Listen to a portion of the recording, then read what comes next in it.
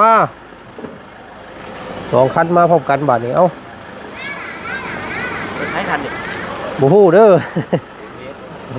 รถอันไอเดดบ่มาแต่ไกลเด้นี่เนาะเพิ่นมาแต่เวียงทางนี้พี่น้องเอ้ยสบายดี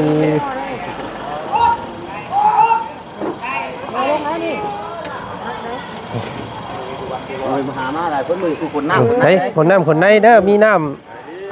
ำมะม่วงอ้ายสบายดี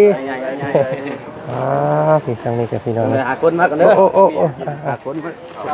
ไปกลับคืนว่ะคนเวียงพี่น้องเพิ่นมา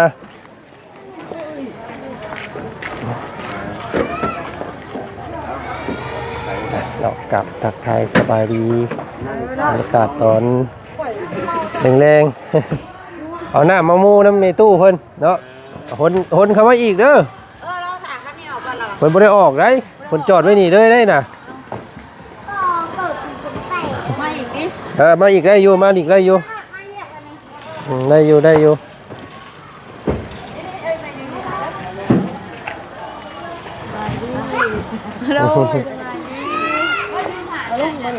เอาลงไปผักซื้อไปได้ลงเอาลงกันตัวนี้มาพอกันพวกไหมตรงมาตรง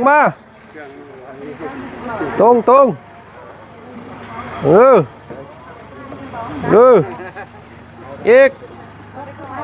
โถยต่อ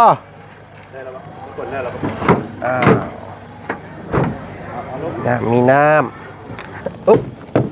ได้แพทก็ได้เด้อเมียหน้าคอยเฮี้ยงเล่อยู่น้ำมะม่วงน้ำในตู้เพิ่น50 แพ็คเด้อได้หลายน่าเกินใครวะโตด้วยนี่แหละพี่น้องเลย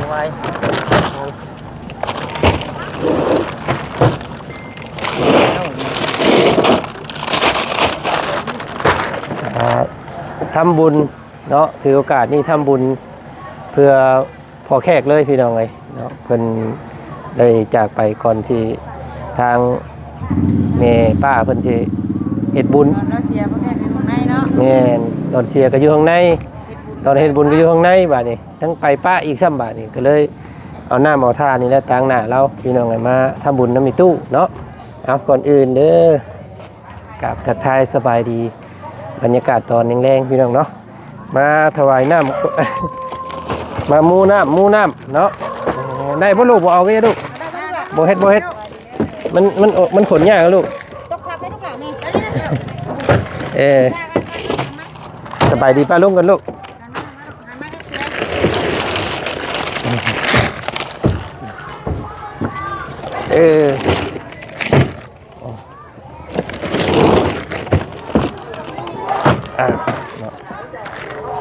คำมืดเลย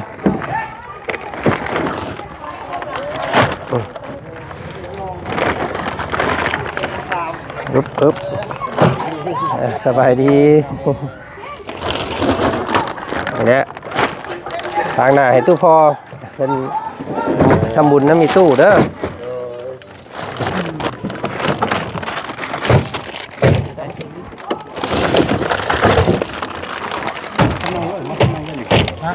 กินเพิ่นได้กินหรอนี่อันนี้แบบดีของมาถามอันนั้นเราเนาะพ่อใหญ่พ่อทำงานเนาะพ่อทำงานรถไฟมีแต่คนหมุนเรียรถไฟได้คนเดียวสิทำเมามาจาก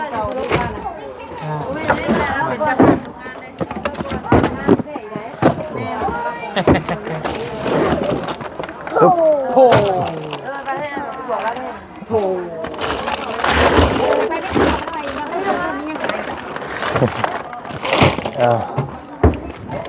พี่น้องไอ้ไม่เนี่ยอันลาบหมูตอนเว้นเอาเลยมาเลยค่ะเวียกอยู่เนาะบอกเป็นยังแล้วเวียกขึ้นกับทางน้ำอื่นไปแล้วมาเป็นแล้วฉันอยากเวียกนอกไผ่กันเนาะทางนั้นก็หากันแล้วพี่น้องไอ้ทางนั้นก็หากันอุ่นเนาะทางนี้เอาบุญต่อ นี่ก็เลยมาซอยทางนี้เลนพุ่นเลนพี่น้ำเนาะทางหน้าพุ่นกับป้าเมย์บ่ได้อีเพิ่นอยู่ผู้เดียว เนาะ เออ จะเพิ่นจะเมื่อวานนี่ก็เดี๋ยวมาแต่ป่ากันบ่ได้ออกไปหน้าเลยนี่เลยเวพี่ไปหางัวหาทักหาหญ้าไว้เลย แม่นเลยไปลง อึ๊บ เครือเดียวกันเนาะ เนี่ยคือเดียวกันพี่น้องเอ้ยมีน้ำ50แพ็คกับบ่จันสิหมูน้ำเพิ่นจัก500,000นี่แหละพี่น้องเอ้ยเนาะ500,000กีบ มีตู้จอย มีตู้จอย พี่น้องพนักงานบริจาค มีตู้จอยมีตู้ที่ว่าเพิ่นไปนำไปนอนนาน้ำมีตู้มีตุ้ยหั่นพี่น้องเอ้ยตลอด3คนแล้วเนาะ สิมี3เท่า3ก๊กเนาะมีเมหมอตำแยแล้วก็เมตู้จอยแล้วก็เมของบ่จันนี้บ่ได้ป้ากันพี่น้องเอ้ยเนาะแบบว่านับถือเป็นน้องเป็นนุ่งกันแล้วก็ บ่ได้ก็ได้ ซ้ำผู้หนึงผู้เดียวนั่นแหละเนาะก็เลยแบบว่าเพื่อนก็ใกล้กันพี่น้องเพื่อนมี ติดกัน ตู้จอยเพื่อนมีตู้ตำแยแล้วก็เพื่อนบ่จัน ตุ้ย แม่นเด็ดเล็กๆนะเนาะมื้อนี้ก็เพิ่นทำบุญแจกให้เราเนาะ ตู้จอยนี่ก็สิแบบเดียวกับพ่อแข้งเนาะไปไว้เฮาพาไปห้องหมอ ป่วยประมาณซ้ำเดียวกัน เดือนเดียว แม่นเดือนกว่าๆแล้วก็เป็นปุ๊บปั๊บแล้วก็ถือว่าจากไปกระทันหันอันนั้นก็ได้อันนี้ก็แบบเดียวกันอีกพี่น้องเลยโอ้มีว่าจังไดเนาะเห็นนี่ได้สักเพิ่นได้ทั้งพ่อว่าจันก็ได้รับไปแล้วก็ทั้งนี้ก็เฮ็ดบุญถือโอกาสพี่น้องเลยเนาะทางพ่อเพิ่นก็บ่ได้มีโอกาสทางว่าจันก็บ่ได้มีโอกาสหยาดน้ำหยาดท่าใส่ปากพ่อตอนที่เพิ่นยังป่วยยังโซ่นั่นแหละเนาะเพราะว่าเพิ่นอยู่ข้างในพี่น้องเลยที่นี่ก็เลยถือเป็นมือเป็นแข้งเป็นขาทานน้ำเนาะทำบุญและเอาทิศบุญกุศลให้ทางผู้เป็นพ่อให้เพิ่นบ่กระหายน้ำนั่นแหละเนาะให้เพิ่นมีแต่ความซุ่มเย็นพี่น้องไปอยู่พกอื่นได้ก็ได้เนาะนี่แหละไปมื้อนี้ก็ถือโอกาสทำบุญทำทานน้ำเพิ่นเลยพี่น้องเอ้ยเนาะทำเพื่อพ่อน้ำเนาะมื้อนี้เนาะ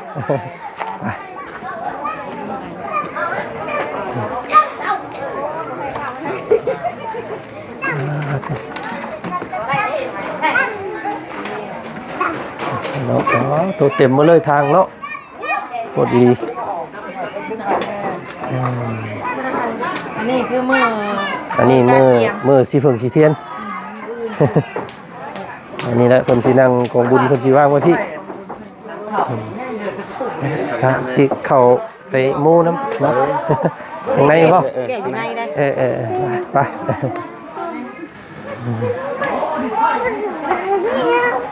แล้วตัวอยู่ดึกเด้อถูกไหมพี่เพิ่นกำลังนั่นอยู่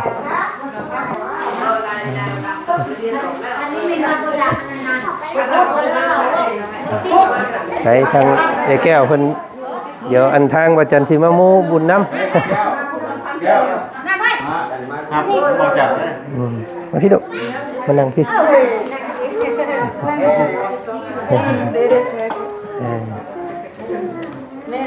เป็นกำลังกาเกียมอยู่เนาะยังนั่นอยู่กำลังกาเกียมโอ้ตัวมือสารพัดไอ้ครับสบายดีนะทางเอื้อยวันนี้ก็มาทำบุญน้ำเนาะซอยเป็นน้ำเด้อเอ้ยอันน้ำ50แพ็คเนาะนี่ก็เป็นปัจจัยอยู่500,000นี่เด้ออันนี้เนี่ยเนาะทุกความบุญกันเนาะขอบคุณอาจารย์ได้เด้อเนาะเรือมาร่วมบุญร่วมทานนำไม่จ้อยบ่ไม่จ้อยเอิ้นโดยขอบคุณเด้อให้ดีๆมีแห้งข้ามบุญชูข้ามบุญนำกันเจ้าทานมาสำนึกให้เจ้าได้หลายกว่านี้เด้อโดยเนาะสาธุและพี่น้องเฮ็ดตั้งหน้าให้ตู้พ่อนำเด้อโดยตู้พ่อเพิ่นก็บ่มีโอกาสได้ทำบุญนำเนาะก็เฮ็ดเพื่อทางตู้พ่อนำโดยก็ได้ทางหน้าเราเนาะก็คือว่าเนี่ยคนก็แบบสารบุญเนาะว่าไปก็มันกระทันหันหั่นน่ะแบบเดียวกันเนาะแม่จ้อยเพิ่นก็เป็นไว้ไปไว้แม่จ้อยเพิ่นก็อันนี้แล้วพอแขกเพิ่นก็เป็นไว้ไปไว้คือกันเมื่อเนาะจนหมู่เมื่อเลยทางพวกแขกเพิ่นโดย เฮาบอกว่าอ๋อคือได้ยินในตู้นี่ว่าว่าซั่นเมื่อออกไปยังไปหน้าเพิ่นบอกว่าว่าจักว่าเพิ่นสิได้มากินลาบซีนอยู่บ่จักเพิ่นว่าสินะ เสร็จแล้วผมพรวาดวางของลูกๆแบบนั้น ก็เลยบอกว่าว่าเพิ่นก็เลยว่าไปสิก็เลยว่าพันอยู่ก็ว่าถ้าละพันมาอนาถาแม่ว่าว่าอันจะป้าพ่อไปทุกจันเด้อเพิ่นว่าสินะแล้วหลายก็บ่ให้ป้าเพิ่นว่าฮอดถึงมันคือเก่าเพิ่นเพิ่นแล่นออกไปหน้าเลยมันออกไปมันว่าทันอยู่ดอกเพิ่นว่าว่าอันก็ดีใจเด้กันมาทัน รุ่นกันอยู่เนาะลุงป้าเอาพี่น้องก็คอยแต่ว่าบัดกลับมาแบบบ่มีลมหายใจพี่น้องเอ้ยเนาะก็โอ้ถือว่าตกใจทางพี่ทางน้องก็ได้ ตกใจบ่ได้เนาะไผกัน แม่ บ่นั้นบ่ได้เชื่อเด้แม่น้องนิวโทรมาครั้งแรกบ่ได้เชื่อได้เพราะว่าเฮาอันนั่นเด้เฮาไปซอยดองเนาะไปซอยดองเพิ่นบอกว่าแม่ตู้ใหญ่เนี่ยแม่ตู้บอกว่าแกว่าซั่นอันว่าอันแม่นนี่บ่ว่าอันพ่อตู้จันเสียมันยังบานนี่คือฝันจักแล้ว ก็ตื่นนอนค่อยก็ตื่นนอนว่ากำลังว่าสิลุกหาอาบน้ำว่าสิไปเยี่ยมแล้วนั่นแหละกำลังว่าสิไปรับรถแน่มื้อน่ะมื้อวันจันทร์มื้อเพิ่นเสียว่าสิไปรับเอารถใหม่แล้วก็สิเอาไปอ้างแล้วนำแล้วก็สิไปเบิ่งอาการแล้วนำนั่นแหละแล้วเพราะว่าเป็นอย่างนี้พี่น้องเอ้ยก็ รายทางข่าวดีข่าวร้ายเนาะ ก็เลยโจ้ไปก่อนรถก็ได้ ยังบ่ได้มา แม่นพาไว้อยู่ในศูนย์เพิ่นนั่นแหละพุ่นแหละว่าเท่าทำอกทำใจเลยก่อนให้มันเย็นก่อนจังสิไปเอาพี่น้องเอ้ย ให้ได้ซะเนาะ มันพุกกระเล็กนะ มาแล้ว พุกกระเล็กอย่างนี้สิครับ กำลังสิพากันห่อข้าวต้มบ่ทางนั้น เพิ่นห่อแล้วนี่นะข้าวต้ม ทำข้าวต้มเพิ่น ห่อแล้วเพิ่นนั่นว่าเพิ่นจดอันผู้เฮ็ดต้นตอนแรกเพิ่นจดผู้เฮ็ดต้นเฮ็ดหยังนำ พี่น้อง เข้า เนาะ หัวใหญ่ มาถวายน้ำเห็นว่าพ่อเพิ่นไปอยู่ในหันยันว่าเพิ่นบ่ได้น้ำในกิน เราให้เราจดแล้วก็ให้เราฝากขังเราใส่น้ำเลย เอาต้นอีกเด้อแสนนึง เฮ็ดน้ำทะเลเนาะ คุณแม่ทำบุญ แล้วก็ให้ไป แฟนฝากแฟนน้ำเลยมันมี บอก น้อย อัน เลย ก็สิใส่อันต้นบังเนาะ โดย ต้นบังเนาะ เป็นบางก็ได้ จะได้ ใส่ต้นบัง ถูกแล้ว อาจารย์ ผิดได้นี่ ใหม่อ่ะ โมเมนต์ทิศจันทร์พี่น้องเลย จันอาจารย์ได้เห็นต้นน้ำเมจอย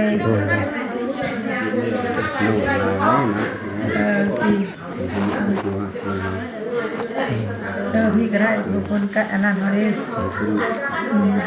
เป็นเอาใต้หาทางนี้เอาอะไรยิงก้อนสินะ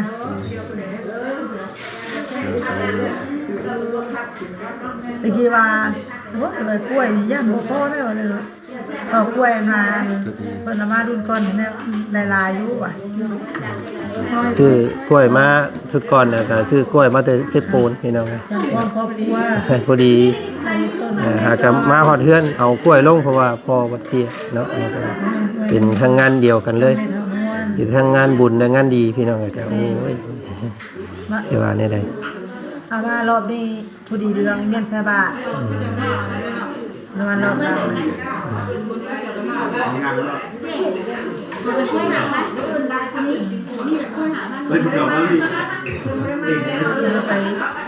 ตุ้ยเพิ่นน่าสิบ่ได้มามื้อนี้ บ่ได้มาบ่มื้อนี้ คือได้ยินเพิ่นเว้าว่าบ่ได้มา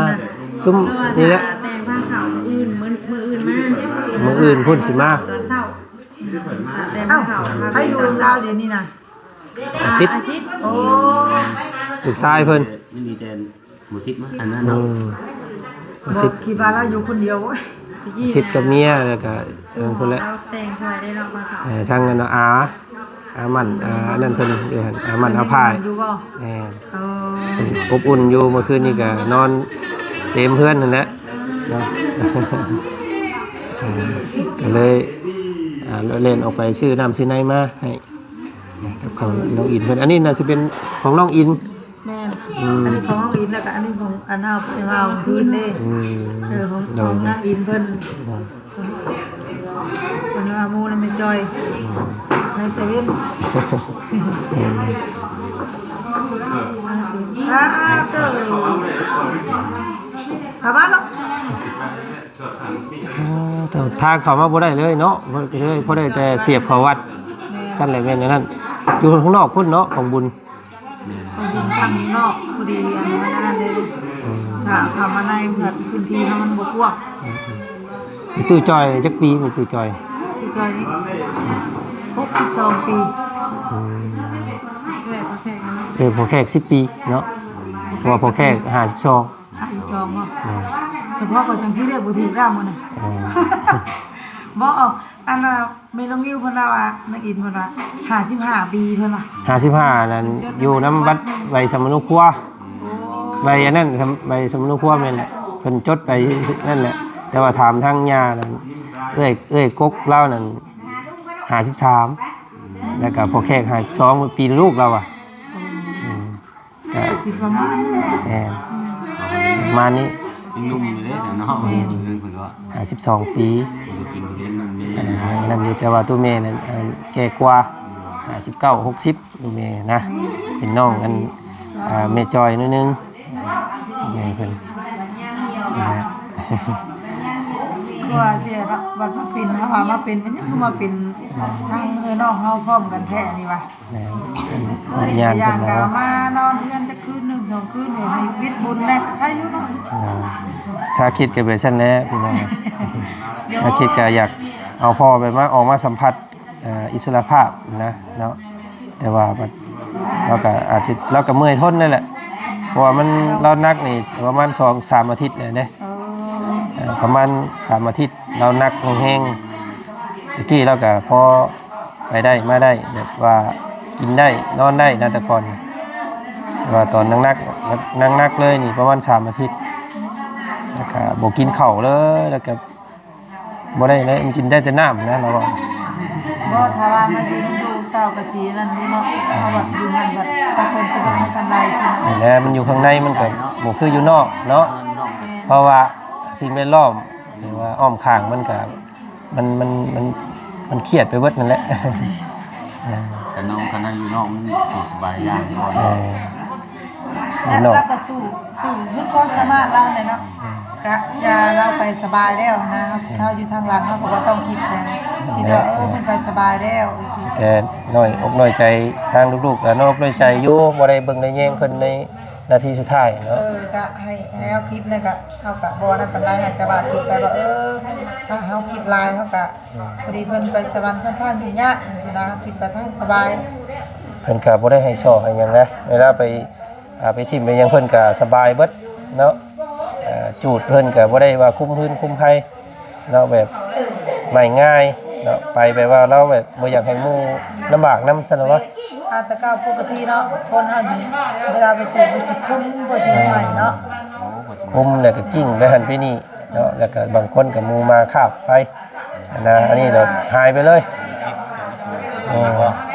บ่มีหยังเลยไปแล้วซอยบ่มีหยังบ่มีหยังเดือเนาะแบบว่าเราอายพี่น้องเลยเราแบบ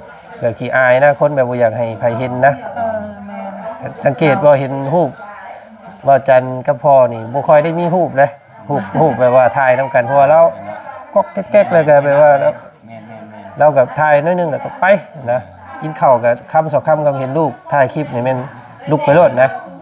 ก็เลยจับภาพเราเนี่ยแม่นคอยก็ว่าอยู่เนาะช่วงเราอยู่ก็บ่ได้คอยเราก็มีแต่เฮ็ดหัวเฮ็ดสวนคอกๆแคกๆแล้วเป็นคนแบบว่าอายก็รถล่างก็บ่ได้ขี่น้ำลูกเทื่อๆซ้ำนะลูกขี่บ่รถเจ้าบ่เคยขี่คันนึงให้เพิ่นขึ้นไปนั่งตอนรับควันนั่นแหละคันตัวที่2ครับก็เพิ่นขึ้นไปรับให้ลูกไปบีบแกให้สำนั้นแหละเราแบบว่าเราขึ้นเฮาถ่ายคลิปมันเนาะเรายังเอากล้องเราบ่อยากเอากล้องบ่แม่นจังเราก็บ่ได้เครียดหยังดอกลูกแต่ว่าเราบ่อยากเอากล้องเราบ่มักเอากล้องเด้เนาะครับอาหารที่เพิ่นกินแต่เพิ่นบ่มักนี่คือต้มมี ต้มมีต้มอันนี้ซุกี้ชุกอย่างเรากินไม่ได้เรากินเนี่ยเราจะสมัครออกมาแล้วนะอันนั้นก็เลยจังหวะโอ้ย มีได้ใส่เพิ่นจะไปเลย ไปสบายแล้วเอาอยู่ทางดังก็สู่ต่อไป นั่นแหละ ยังไม่ลงมอยังนั่งงานอย่างนี้ดีกว่ายังทันลงกันปะ ยังพอแหละเท่าเบิ่งเงินเบิ่งคำก่อน บางทางนี้ก็ได้เนาะ บางทางนี้ก็ทางรักก่อนพี่น้อง เพราะวางทางนี้ก่อนนะทางนี้ก็ต้องบ่เต็มตาเนาะ ยังจะลงจะดีอยู่ ยังพาปรึกษากันเบื้องก่อนเรื่องเงินเรื่องคำแล้วก็เรื่องความพร้อมนั่นแหละเนาะอาหารการกินก็สิอยู่ในราวประมาณเดือน2เดือน3นี่แหละเดือน3ลาว สิแม่นบ่ได้มีเนาะเพราะว่าเดือนนี้มันก็หลายคนนี่ สิอยู่ในราวเดือน3นี้พี่น้องเอ้ยคาดไว้ว่า ก็มีหยังคาดเคลื่อนเนาะกำลังมาต่อมาโฮมอ้ายมาเบิดเลยเนาะทั้งเวียงทั้งนั่นเพิ่น ทางง่ายเพิ่นน่ะก็มามื้อนี้ทางง่ายเพิ่นน่ะเพิ่นว่าคันสิมาก่อนบัดลูกเพิ่นบ่ได้มาลูกเพิ่นอยู่บ้าน2คนเลยเนาะ คนอยู่ไกลกันครับเนาะอันนี้มันลายขึ้นไปพุ่นอันนี้พี่น้องทางพี่มันลายลงมาพี่เนาะทางบาจันนะ แล้วเพิ่นจังว่าให้เพิ่นน่ะลงมาหาเอาว่าเมียอันบ่นุ่มอยู่บ้านนั่นเองบัดมาหันบัดมาฮอดบ้านน่ะสายสุดเมื่อบัดนี้ลืมแล้ว ทางบาจันมันลงไปพี่น้องเลยเนาะสวรรค์เขตสารวัตรปากเซเนาะทางไปพี่ทางพี่บัดสวรรค์เขตอันแคมมวนเนาะเวียงจันทร์ขึ้นไปพุ่นกับโบตายนะว่าง่ายๆไปกัน ไอ้น้องเขาในสุดสายทาง13เนาะ13ใต้13เหนือเลยอะไรเบิดพี่น้องเลยก็ถือว่าสุดแล้วเส้นเนาะเอาสมิแต่สิกลับมาหามน้ำมันท่าก่อนเดี๋ยวจังว่ากันใหม่เนาะยังมาอะไรกินอีก มานั่นได้มาพูดอยู่กินน้ำกันเด้อ ว่าอย่างเงี้ยเดี๋ยวสิมาเบิ่งวันนี้ มีหยังกะมาเบิ่งมาแย่งน้ำกันวันที่อยู่กินแน่เนาะมาเบิ่งมาแย่งกันนี่เด้อเฮ็ดได้เฮาก็อย่ามาเคยบ่หลายนะก็เลยอาศัยเนาะ ได้เอาสิเนาะโอเคเนาะโอเคจังซั่นขอตัวลาก่อนเด้อ ขอบใจลาเด้อ โดยผักทำบุญเพื่อตู้พอแขกน้ำเนพี่น้องเลยไปเนาะออกข้างนอกเบิ่งบรรยากาศข้างนอกก่อน